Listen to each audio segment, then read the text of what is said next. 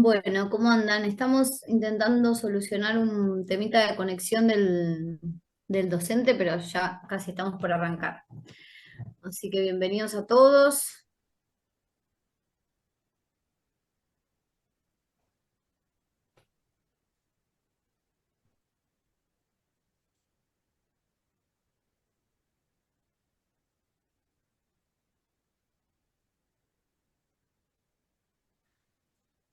Hubo varias preguntas, vamos a hacer una pequeña aclaración con el tema del recuperatorio del primer parcial.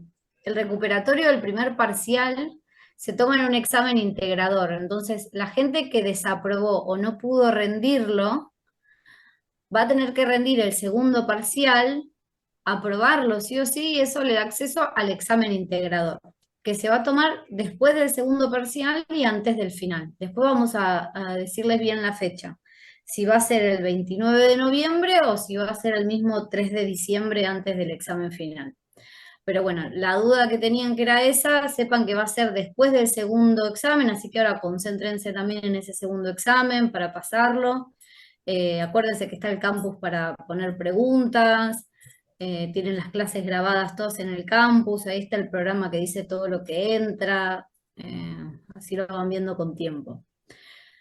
Y lo otro es que acuérdense que está la beca para el Congreso de Patología de la SAE, que todos los alumnos que tengan su cuota de socio al día y que tengan la cuota del curso superior al día, una cosa o la otra, tienen acceso a la beca para el Congreso, ¿sí?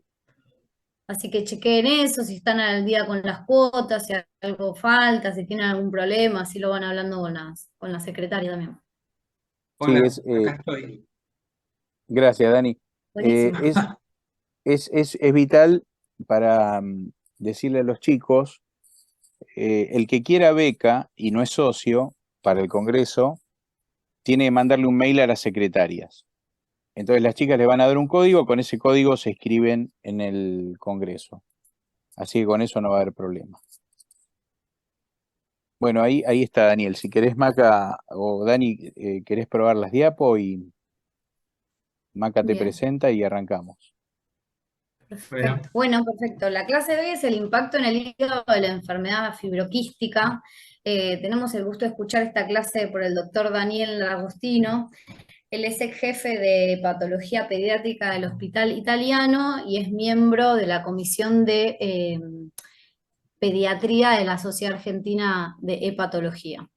Así que, Daniel, un placer que estés con nosotros. Si necesitas ayuda con la presentación y eso, está Bruno para asesorarnos.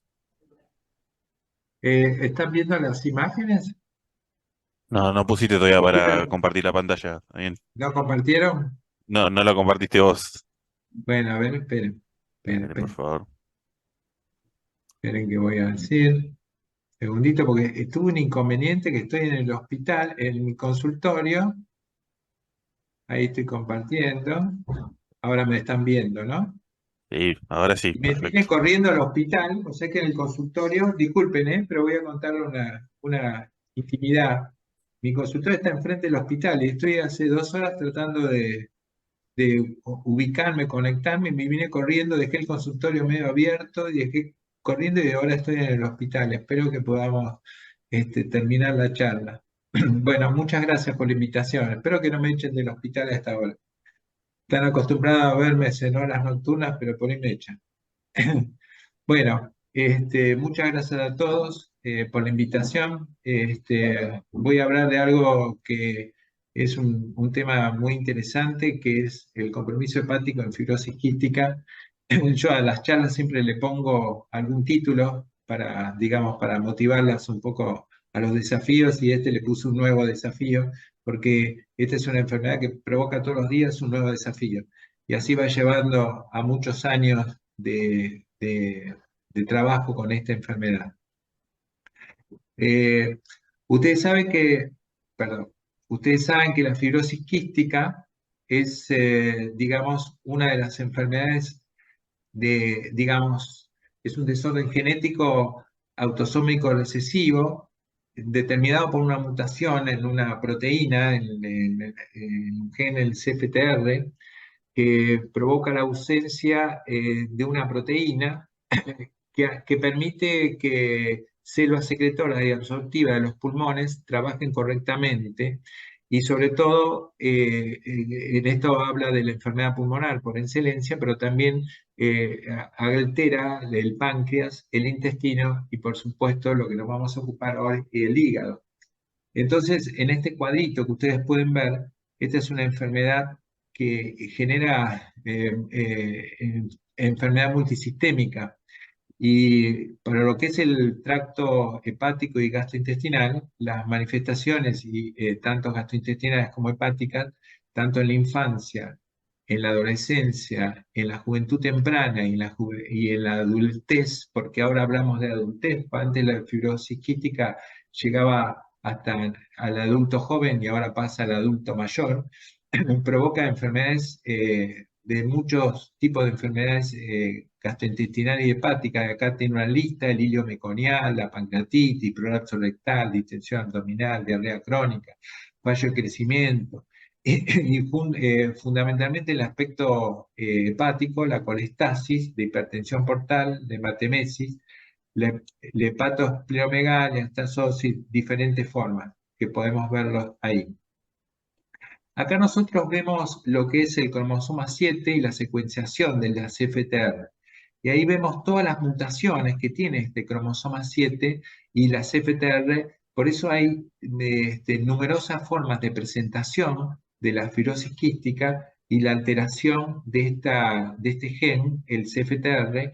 Y entonces cada mutación tiene una característica fundamental. Hay una mutación clásica que es la delta EFA 508, que es la mutación más característica digamos, de esta enfermedad, pero después hay numerosas formas de mutaciones genéticas que dan fenotipos diversos, ¿sí? Un poco para que ustedes recuerden y reconozcan, ustedes saben que, digamos, que Watson y King y Crick descubrieron el DNA en el año 53. En el 86, Roderick descubre el término genómico y se empieza a aplicar por primera vez la definición de la secuencia molecular de un gen. En el 96 se abre la primera publicación de genómicos en el NetLine. En el 2003 el Journal Translation Medicine aparece, en el 8 Clinical Translation Science, y en el 2012 la Translation Medical Research aparece en PubMed. Fíjense que poco tiempo hace que estamos hablando de esto. De este poco tiempo lo recorre toda la fibrosis quística. Es decir, que es un modelo paradigmático del crecimiento de una enfermedad dentro de lo genómico, dentro de la genética, dentro de lo genómico y dentro de lo que se llama epigenética, es decir, modelos que constituyen todo el modelo completo de, digamos, de la presencia genética de una enfermedad. Nosotros sabemos entonces que esta enfermedad es autosómica recesiva, que afecta aproximadamente 1 en 2.500 nacidos vivos. Generalmente afecta, la enfermedad hepática se afecta en el 30% de los pacientes, pero en la etapa de la infancia solamente el 10% tiene manifestaciones durante los primeros años. Sin embargo, cuando se hicieron necropsias en pacientes con fibrosis quística ya en adultos, el 70% de los pacientes en la etapa de adulto en las necropsias tenían compromiso hepático. Y en pediatría se manifestaron solo entre un 10%, pero hoy día con mayores reconocimientos estamos entre el 10 y el 20%. Hay del 1 al 5% de pacientes que se manifiestan dentro de los primeros meses de la vida. Y estos, que se constituyen en etapas muy tempranas, se denominan colangiopatías genéticas. Está dentro de todas las enfermedades colestásicas del recién nacido y son las que imprimen el diagnóstico de colangiopatías genéticas. Entonces, como dijimos, y recordar que nosotros tenemos un regulador de membrana, el transmembrana, que es el Cystic Fibrosis Transmembrana Regulator, que es el CFTR, que que es esta proteína de 1480 aminoácidos que mantiene el flujo de cloro en la membrana apical y hace el movimiento de la secreción de agua, cloro y bicarbonato para permitir el flujo adecuado, tanto en los pulmones, como dijimos, en el hígado, en el páncreas, las glándulas sudoríparas y así en diferentes lugares. Pero lo interesante de esta función y de esta enfermedad, la fibrosis quística, que no solo se manifiesta con un genotipo y un fenotipo, sino como lo vimos, que el genotipo, con sus características genómicas, también tiene mutaciones diversas que también se acompañan del medio ambiente y la epigenética. Por eso ustedes tienen una característica clásica y que es, por ejemplo, la fibrosis quística que altera el test del sudor, que altera el páncreas, altera el intestino, pero también altera la enfermedad hepatobiliar, las vías aéreas y va condicionando un fenotipo diferente en cada uno de los pacientes de acuerdo a este grado de evolución. La mutación, digamos, pancreática puede no alterarse, pero el espectro, por ejemplo, es muy alto. Nosotros conocemos que esta enfermedad la llamamos enfermedad fibroquística del páncreas. Sin embargo, hay un 20% de los pacientes que no altera el páncreas. Habitualmente, cuando el páncreas está alterado, el hígado es un acompañante, digamos, obligado a la enfermedad pancreática.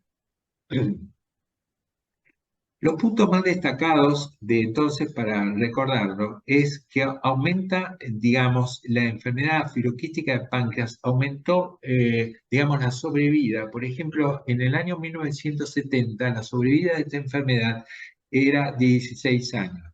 En el 2016, estudiados en grandes grupos poblacionales, era de 47,7 años.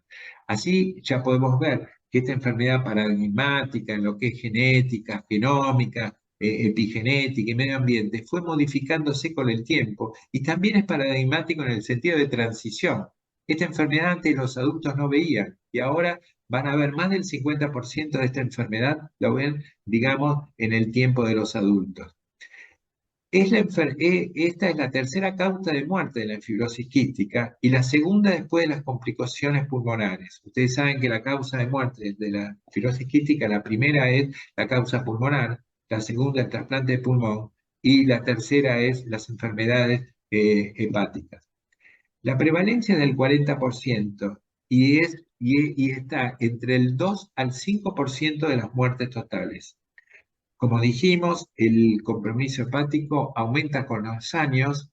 En los primeros años es el 1% anual y después de los 5 años y después de los 30 años, como dijimos que la sobrevida es a los 47,7 años, es 10% anual, aumenta el compromiso hepático.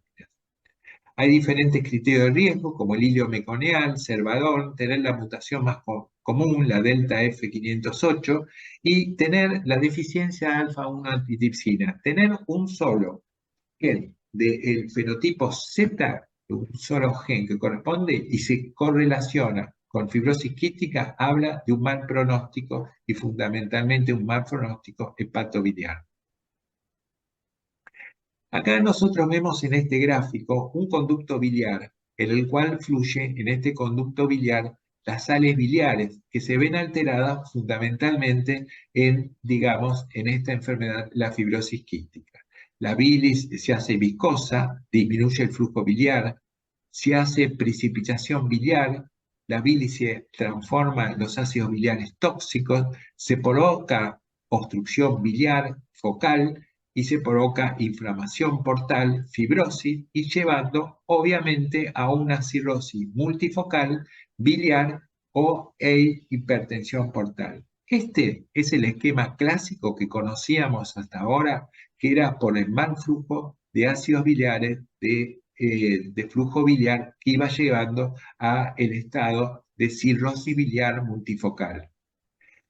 Pero, sin embargo, acá nosotros podemos ver diferentes formas histológicas de presentación de enfermedad de fibrosis quística, como podemos ver acá, una cirrosis multifocal, una cirrosis multifocal, como podemos ver en este lado, acá una hiperplasia nodular, acá hígados grasos severos, y acá lo que vendría a ser la cirrosis, digamos, obstrucción focal biliar, que casi se constituye y parece una colangitis esclerosante, pero con obstrucción biliar. Fíjense que tiene destrucción del árbol biliar y trombos biliares dentro del conducto.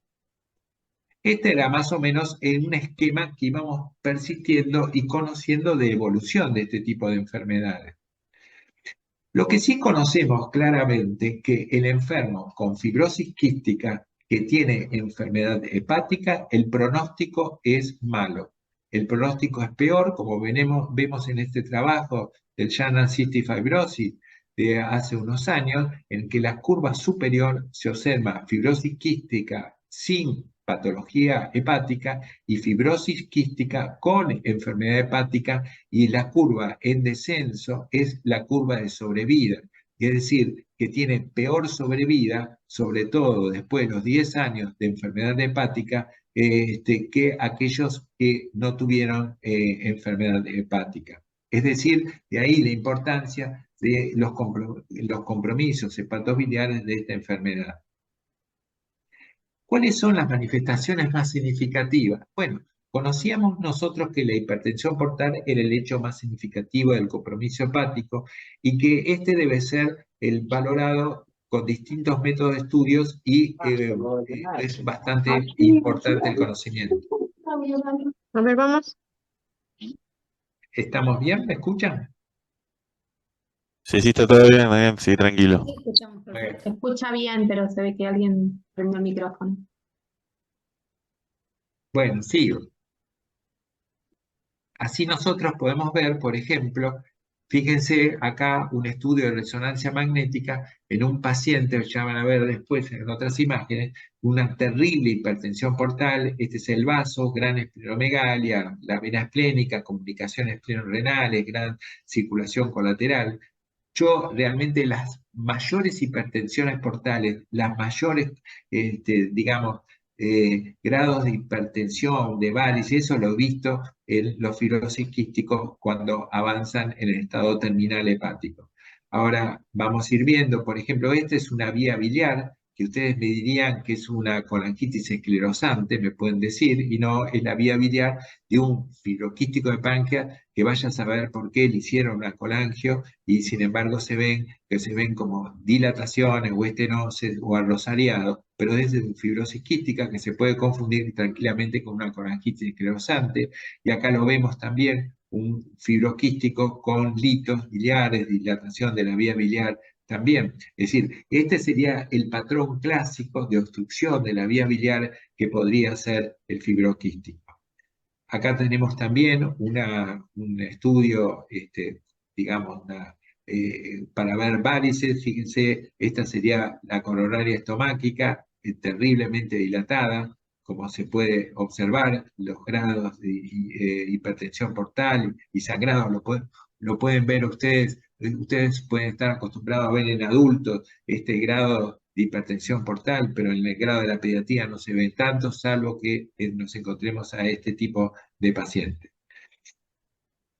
Fíjense en esto, este es muy interesante porque este es un seguimiento. Para hacer el seguimiento del fibrosis quístico podemos ver esto. Yo no creo que muchas personas puedan ver esta esplenomegalia tan gigantesca que como se ve en este paciente con fibroquística y con hipertensión portal. Prácticamente el vaso cruza la línea media. Acá ven una varice esplénica y un shunt esplenorenal que tiene este paciente. Y fíjense en el hígado, pequeño, nodular.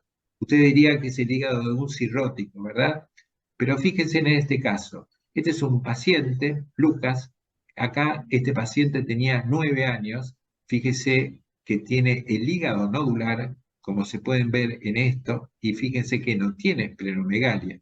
Y en 4 años, a los 13 años, el hígado nodular se achicó, se quedó realmente pequeño, y fíjese la terrible esplenomegalia que aparece tan rápida en la evolución, en la fibrosis que está haciendo. Posteriormente, cuando vayamos a terminar, daremos una explicación de por qué sucede con este cuadro así. Conocer que la gastropatía hipertensiva va a ser siempre un criterio de reconocimiento.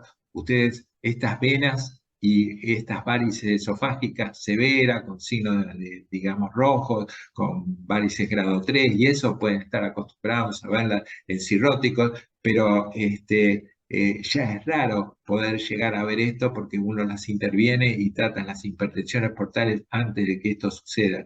Pero este esquema clásico que antes se veía mostraba el gran compromiso de hipertensión portal que tenían estos pacientes. Igual que los hematoquistes o el sangrado gastroactivo. Lo tengo un poco, esta foto la tengo como parte de la historia de lo que significaba estos pacientes y la gravedad, por eso muchos de estos llegaban con indicación de trasplante mucho antes de esto que se produjeran este tipo de cuadros. Desde el avenimiento de la fibroelastografía y conocer esto, digamos, nosotros seguimos mucho más cercanamente a todo el cuadro de la enfermedad hepática en la fibrosis quística.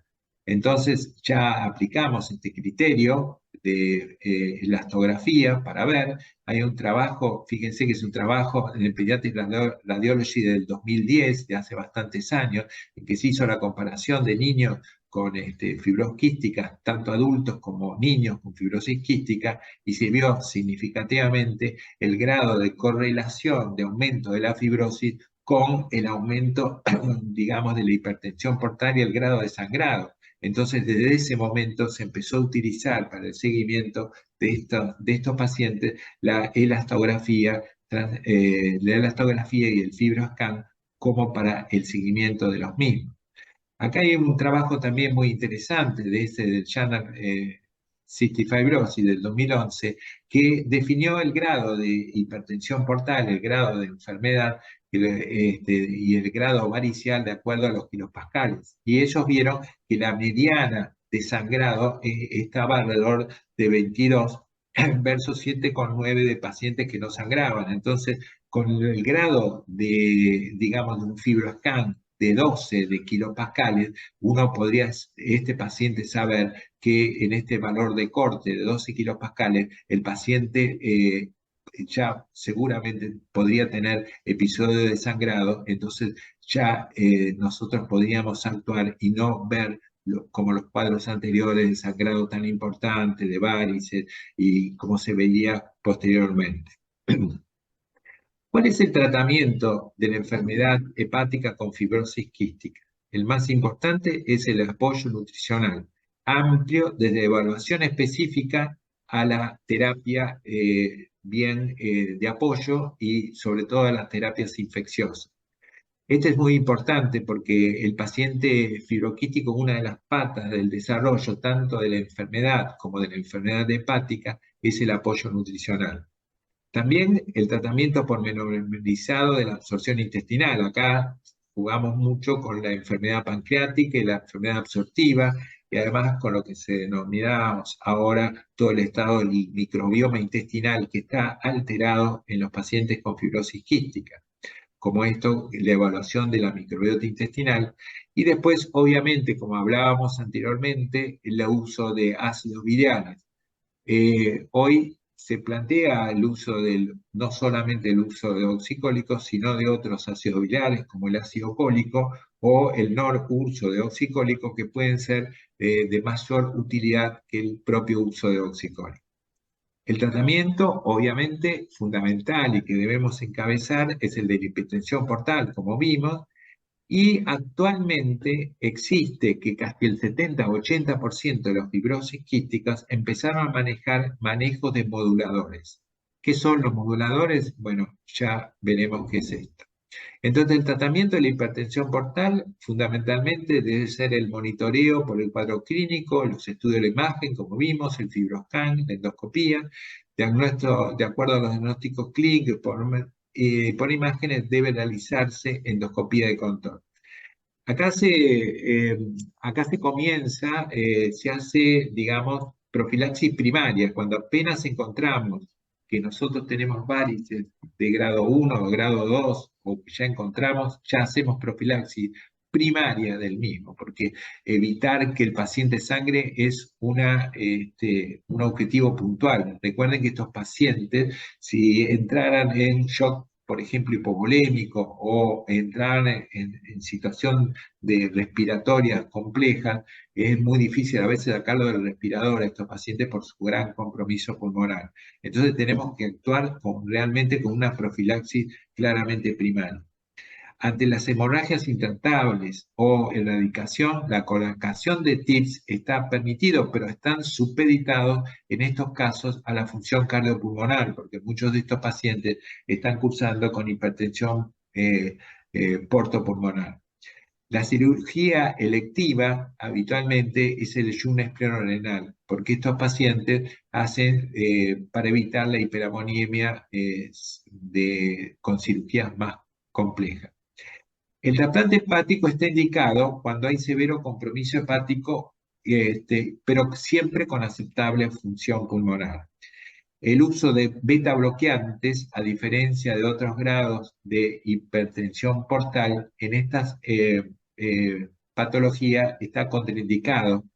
Y está igualmente que los TIPS hay que tratar de evitar TIPS para disminuir el alto flujo que puede provocar insuficiencia cardíaca del lado derecho. Los beta bloqueantes están contraindicados porque los mismos pueden hacer broncoobstrucción y estos pacientes viven habitualmente con broncoobstrucción por su patología pulmonar. Acá, bueno, vemos un TIPS como en un paciente pudo ser bien tolerado y pudo mantenerse varios años con el TIPS antes de ser trasplantado. Pero antes de hacer digamos, la interpretación o la colocación del TIPS, nosotros tenemos que estar muy seguros de cómo es la función cardiopulmonar y si estaba en etapa final de la fibrosis quística, probablemente el trasplante sea una indicación más que para la hipertensión portal. ¿Qué son los moduladores? Los moduladores que se utilizan para el mejor flujo, tanto pulmonar como pancreático y eso. Son de dos tipos, correctores que se unen a diferentes sitios de la CFTR. Acuérdense que el gen CFTR, entonces los correctores son que aumentan la cantidad de proteína. Ahí hay dos ejemplos que se llama el hexacaftor y texacaftor. Y los potenciadores, que aumentan la apertura del canal o activación de la proteína en la membrana celular, como el ivacaftor.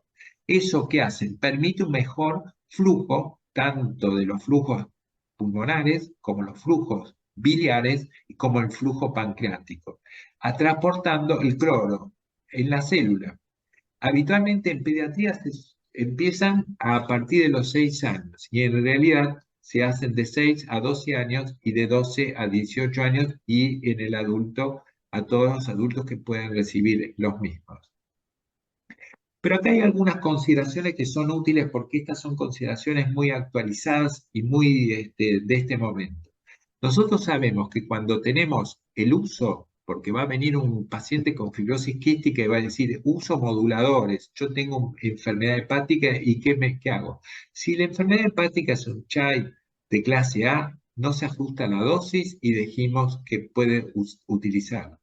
Si acá hay, sin embargo, si el CHAI es B, hay que usar solo cuando hay necesidad médica imperiosa, porque el modulador provoca, no tenemos claramente cuál es el área bajo la curva, porque como estos moduladores en el hígado enfermo activan el citocromo P450, de repente uno le empieza a dar el modulador y está dándole mucha cantidad de modulador, entonces tenemos que regularla. En general, el modulador debe ser evitado en los pacientes con fallo hepático, ¿sí? Hay diferencias significativas en el área bajo la curva, como le digo, sobre todo en pediatría, y debe ajustarse a veces, si uno es necesario, el paciente está mal del pulmón, es necesario usarlo, se puede usar, pero tenemos que ajustar bien la dosis y hay esquemas diferentes para usar. Por ejemplo, en vez de dar 3 comprimidos al día, sean 2 comprimidos un día y un día sea un solo comprimido, diferentes formas, y ver si los inhibidores y activadores del citocromo y cómo interfieren.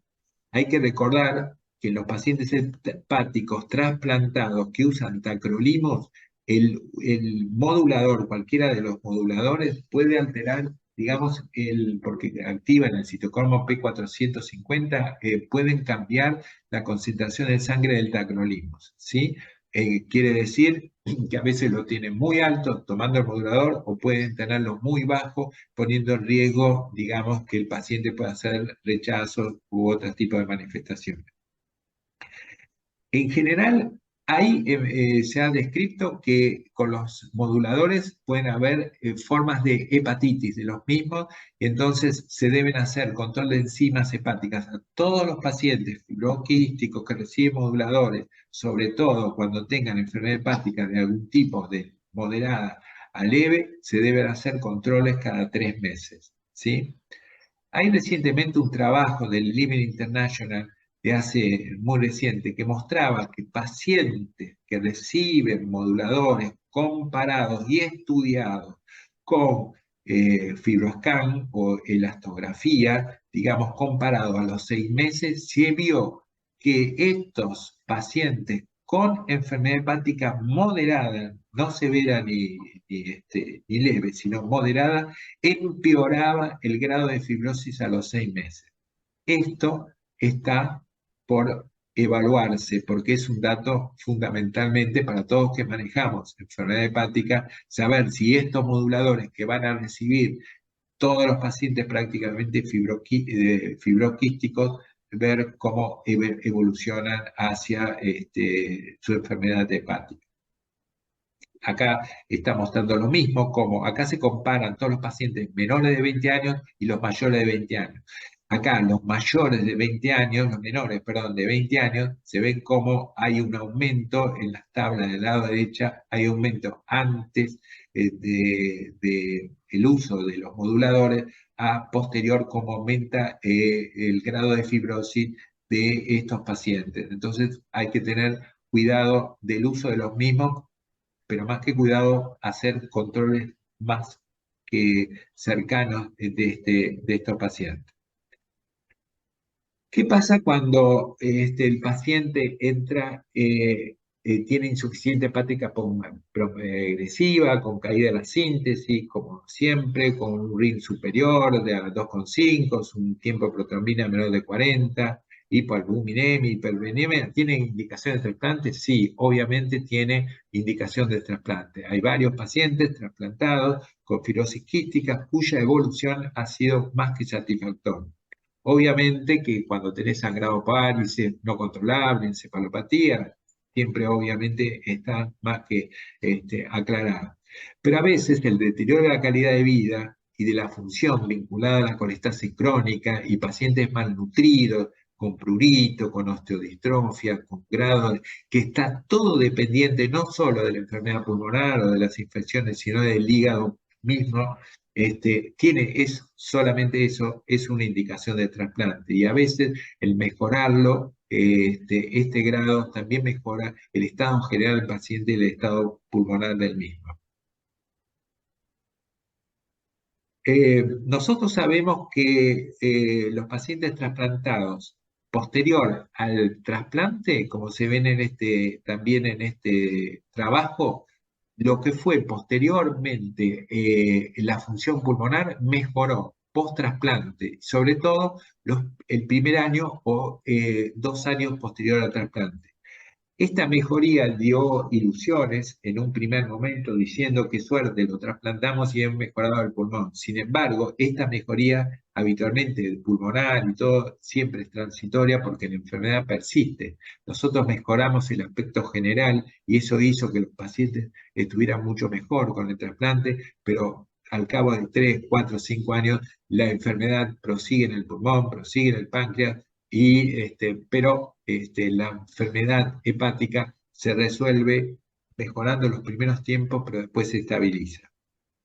Acá nosotros podemos ver en este trabajo también cómo esto es el BEF, que es el fracción expiratoria, cómo vemos que los pacientes con fibrosis quística tenían baja fracción expiratoria con una declinación de 2,2 al año, y cuando post-trasplante mejora al 71 y la declinación es más baja.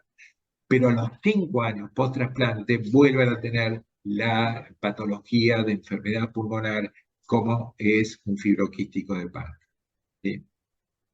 Nosotros hicimos un estudio hace un tiempo atrás, no muchos, 3 o 4 años, que vimos a todos los pacientes que se habían trasplantado con fibrosis quística en Argentina.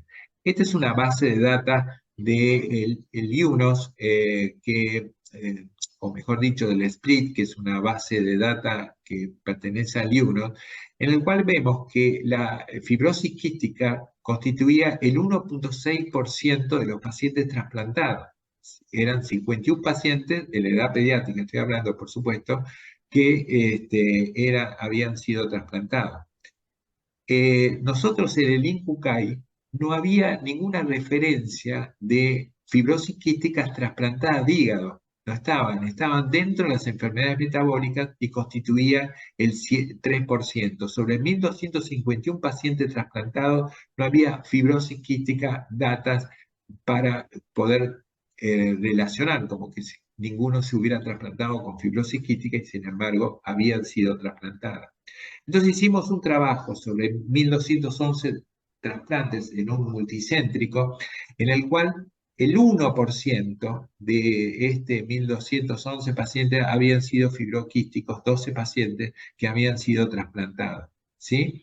La mediana de edad es la que sabemos, que es alrededor de los 10.6, iba de los 6 a los 18 años, y todas las indicaciones habían sido alguna indicación secundaria de hipertensión portal. La hipertensión portal severa, el síndrome gasístico edematoso, o hiperesplenismo severo, eran todas las enfermedades, digamos, por hipertensión portal, por esto. Habían sido trasplantadas con cadavérico 9 pacientes, ¿sí? Y un paciente, 8 con hígados completos, 1 reducido, y un paciente había sido trasplantado con donante vivo. La evolución de los mismos fue una sobrevida alta, casi el 90% sobrevivieron. La complicación mayor fue la diabetes, el 50%. Después, las mismas complicaciones que podía tener cualquier enfermedad hepática y pulmonar habitual del trasplante hepático. La inmunosupresión que se utilizó fue tacrolimus, se utilizó basilizumab en combinación en la mitad, de los pacientes trasplantados, y la sobrevida al año fue del 90%, como les dije. Esto es un poco, digamos, el corolario del trasplante y lo que nosotros encontramos, porque esta es la primera vez que nosotros íbamos a encontrar los hígados explantados, y ahí veíamos por primera vez qué era lo que le pasaba al hígado del fibroquístico. Antes habíamos visto la fibrosis quística, el hígado del fibroquístico, expresado por las biopsias que se hacían anteriormente. Y esto es lo que encontramos. Fíjense, acuérdense que tenemos los tapones biliares, los conductos, la fibrosis muy importante, la cirrosis multilobular, y acá, digamos, la hiperplasia nodular que tiene. Pero nosotros, digamos, encontramos algo más. Que esto es lo muy importante y lo interesante de esta tan severa hipertensión portal. Todos los pacientes tenían hipertensión portal severa, como dijimos, y los resultados en su anatomía patológica, que era obviamente el hígado dismórfico, macronodular, con fibrosis septal, y tenían algo muy importante, que tenían venopatía obliterativa portal difusa con dilatación sinusoidal e hiperplasia nodular regenerativa. Los tapones biliares escasos y ductopenia y conductos grandes. Pero lo más importante, que tenían obstrucción venosa portal. La obstrucción venosa portal, acá podemos ver la hiperplasia nodular y acá podemos ver esto, que es obstrucción portal, venosa portal, como podemos ver acá, ¿sí? Y dilataciones saculares, Young, portales. Acá vemos cómo está tapada la vena porta intrahepática, portal, y acá vemos Young de comunicación, anastomosis portoportales. Acá vemos un tracto una vía biliar como si fuera una colangitis esclerosante, como veíamos posteriormente. Pero acá el marcador más importante es la obstrucción venopatía portal y los ya portoportales que se provocan, constituyendo esto uno de los elementos más importantes que hablarían por qué es tan intensa la hipertensión portal de estos pacientes y se va haciendo con el tiempo. Porque estos hacen obstrucción focal, digamos, portal, que va llegando a una hiperplasia nodular degenerativa. Y es ahí cuando yo les mostraba cómo se hacía nodular el hígado y se le iba haciendo nodular el mismo, es cuando el paciente se iba obstruyendo las venas portas y se iba haciendo la hiperplasia nodular degenerativa. Entonces, en los hígados explantados mostraban lesiones vasculares como venopatía portal obstructiva, John periportales, hernia de venas portales dilatadas dentro del parénquima y de los megasinusoides. Entonces ya no era solamente una enfermedad obstructiva biliar, ni tampoco una fibrosis provocada por un hígado graso y eso, sino que era una hiperplasia nodular degenerativa y de ahí la severidad de la hipertensión portal y las obstrucciones de las venas portas y los yang, digamos, periportales que tenían.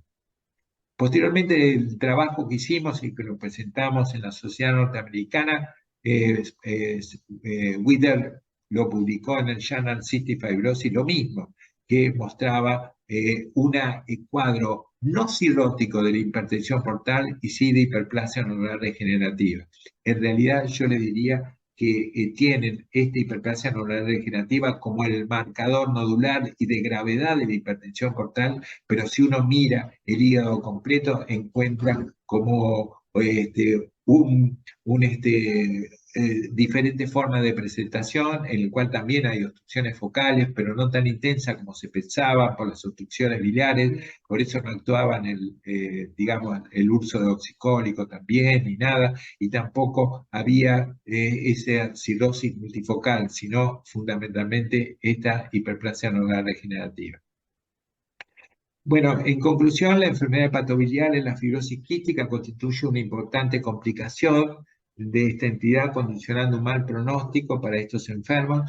El diagnóstico temprano, como vimos, puede optimizar un tratamiento adecuado, mejorando el pronóstico y la calidad de vida. La hipertensión portal es muy severa en los pacientes con fibrosis quística, ya que combina, obviamente, la cirrosis multifocal, fibrosis de vera con hiperplasia rodal, además el Jun intrahepática con obstrucción portal. Obviamente que esta fibrosis y el grado de colangitis oculta y la participación generan nuevos desafíos, de ahí el tema. El seguimiento de la hipertensión y el tratamiento son claves de este proceso, y el uso de los moduladores, como vimos, del CFTR puede tener impacto en la evaluación de esta enfermedad, pero aún requerimos más estudios y más tiempo de evaluación, sobre todo en el lado pediátrico. Y el trasplante hepático sigue teniendo un valor comprobado, fundamentalmente en los pacientes que llegan a etapas terminales y debe instituirse antes que la existencia de la infección pulmonar y nutrición severa y que tenga una buena función pulmonar para poder soportar el trasplante y el post-trasplante, sobre todo inmediato.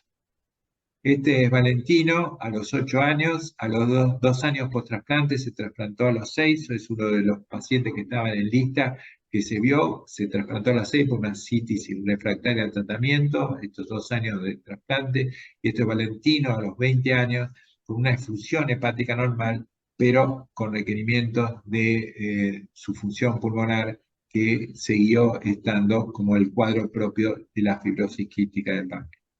Bueno, ustedes saben que hay una entidad en Argentina que se llama FIPAM, que es una gran entidad que agrupa a todos los pacientes y familias de fibrosis quística y que todos podemos apoyar y entender para tratar a estos pacientes que son tan severamente enfermos y sobre todo con la enfermedad hepática que los acompaña.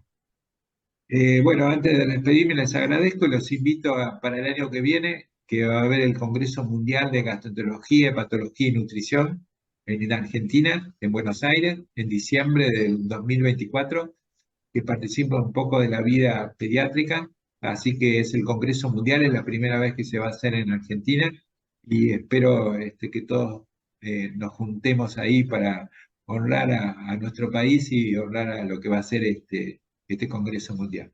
Gracias, ¿eh?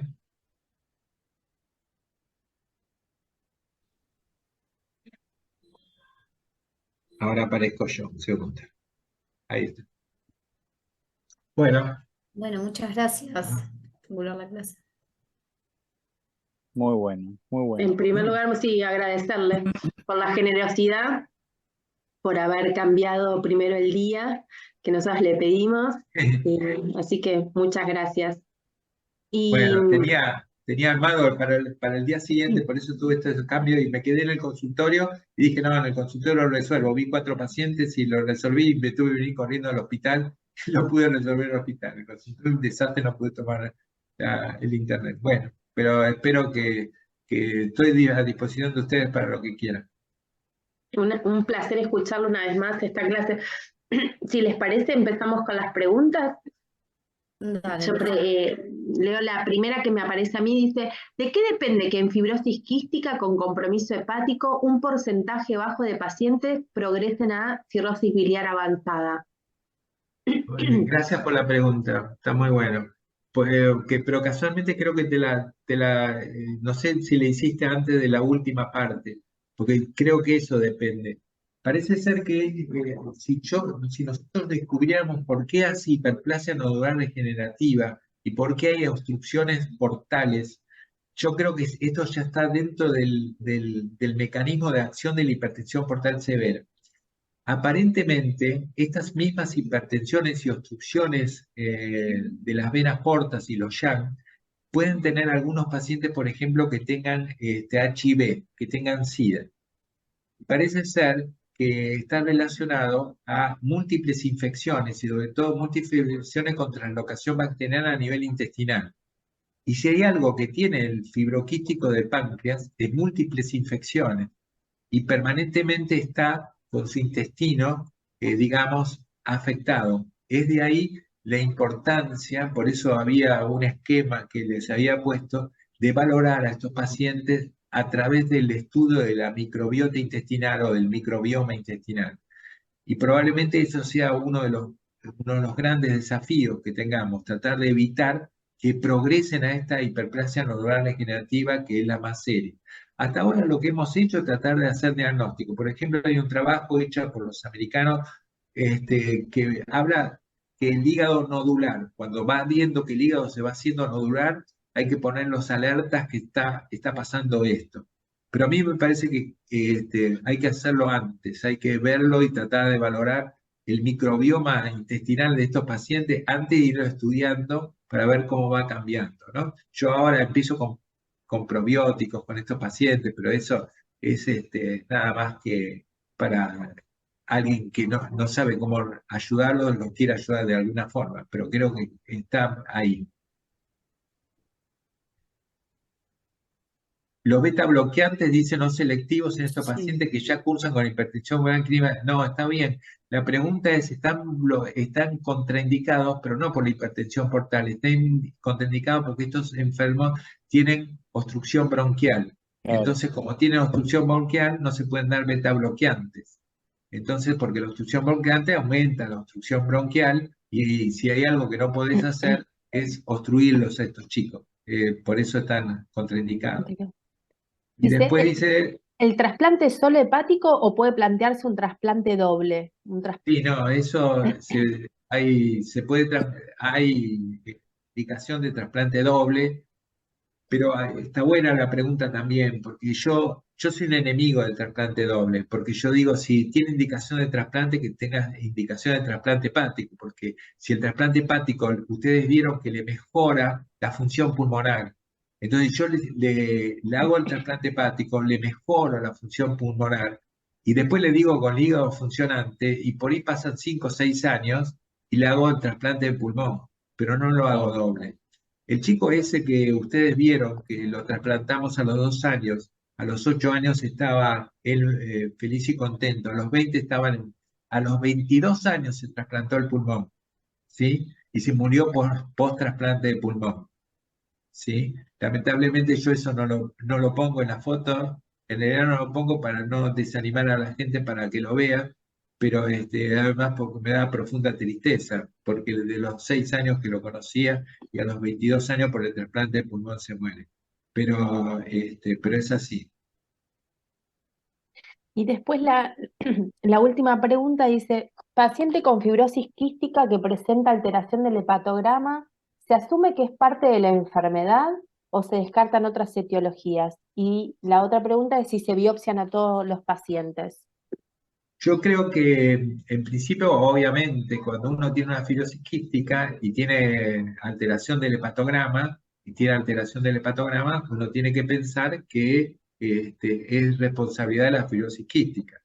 La fibrosis quística había un algoritmo ahí que no lo mostré para no llevarles mucho tiempo y no ser demasiado aburrido.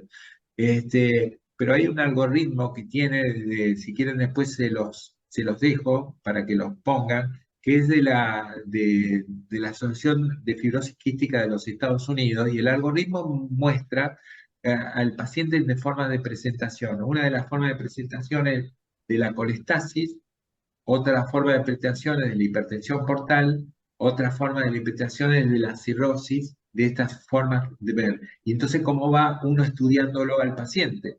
Si va, como lo mostrábamos, si es un paciente que entra con hipertensión portal, empieza obviamente a la búsqueda digamos, de la angioresonancia, el estudio endoscópico y todo lo demás, y así va viendo cómo va yendo todos los estudios. Yo creo que uno asume que cuando un paciente con fibrosis quística tiene enfermedad hepática, es responsabilidad de la fibrosis quística. Y es responsabilidad del que lo trata ubicar en qué grado de responsabilidad está haciendo el hígado en el contexto general del paciente, pero también cuál es el compromiso hepático. Fíjense que no sirve la biopsia por punción. Nosotros aprendimos del hígado cuando lo tuvimos en la mano, ¿sí? Y eso le da la oportunidad del trasplante. Cuando hacíamos la biopsia por punción, sacábamos un pedacito de hígado y decíamos fibrosis, veíamos un conducto biliar que estaba tapado y el patólogo decía obstrucción de la vía biliar y eso. Y sin embargo, nunca dijeron que había obstrucción de las venas portas e hiperplasia nodular degenerativa, que es lo que realmente tienen estos pacientes. Entonces, la biopsia por sí solo no sirve en sí. Lo que sí sirve, por supuesto, es que hacer la elastografía con CAP, como hace Adrián, y podemos estudiar cuánto de grasa o no grasa tiene. Sigue haciendo la ecografía y aprender a hacer ecografía y ver si nodula, hacer un angio. Yo nunca hice angioresonancia en estos pacientes que nodulan, pero por ahí empezamos a entender que empiezan a tener trastorno de la microcirculación o Yang y todo eso. Es decir, que tenemos mucho por aprender, gracias a Dios, y para poder ayudar.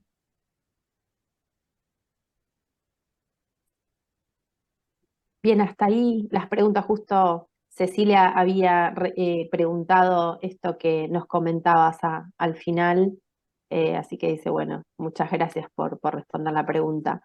No sé si había alguna pregunta anterior. No, no, Que la que tenías vos No. era la primera. Así que perfecto. Bueno, impecable. Bueno, doctor, muchas gracias de verdad Bueno, por compartirnos este tema tan interesante. muy Así que bien. muchísimas Muchas gracias. Gracias, gracias Daniel. Muchas Gracias. gracias. Nada, al contrario, un gusto estar con ustedes. Gracias y disculpen Chao, hasta el luego. movimiento que tuve que hacer. Y Nada, No, pido por No, por favor. favor. Bueno, muchas gracias. Hasta pronto, nos vemos Gracias. pronto en hasta el pronto, Congreso. Gracias. Nos vemos. nos vemos si Dios quiere. Hasta luego, gracias. Y no sé si les parece que nos tomemos un ratito y Dale. nos volvemos. Son, No, para ahí quiero ver la hora. son y 8 y Y 10. 8. ¿Quieren que y 20 arranquemos? Dale, ¿Les perfecto. parece? Dale. Bueno. Y 20 nos volvemos a enganchar. Bueno.